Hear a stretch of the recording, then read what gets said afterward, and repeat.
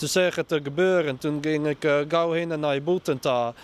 En toen zeg ik mijn scooter in de prak. Het ergert zo ernstig. Het boskip hangt maar hoeken. Maar nee, het is minder wier.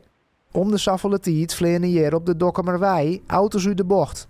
Woensdagavond is dus weer een auto hier vanuit de bocht gevlogen. En ja, je zou zeggen het gaat rechtdoor. Maar het komt altijd bij ons in de voortuin terecht. En ja, dit is nu al de 12e of 13e keer. Helaas stond de scootmobiel, overdekte scootmobiel van mijn zoon geparkeerd voor huis. En die is totaal losgereden. Franka en haar familie wonen al 23 jaar in Hantemerhoeken. In die tijd had ze 12 ongelukken, voor of zelfs in haar huis meemaken. Het gaat vaak verkeerd in deze bocht. Ik denk een combinatie van te snel rijden en scherpe bocht. En weersomstandigheden, als het regent, wordt het hier bij tijd en wijle spekglad. Een goede oplossing is er in al die jaren neerkam.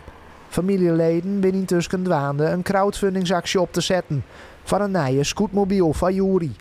Franka had haar hoop vestigen op een peteer met de gemeente. Als het goed is komen ze maandag langs.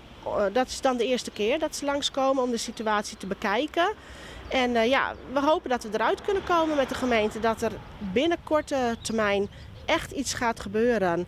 Voordat er gewonden vallen of erger.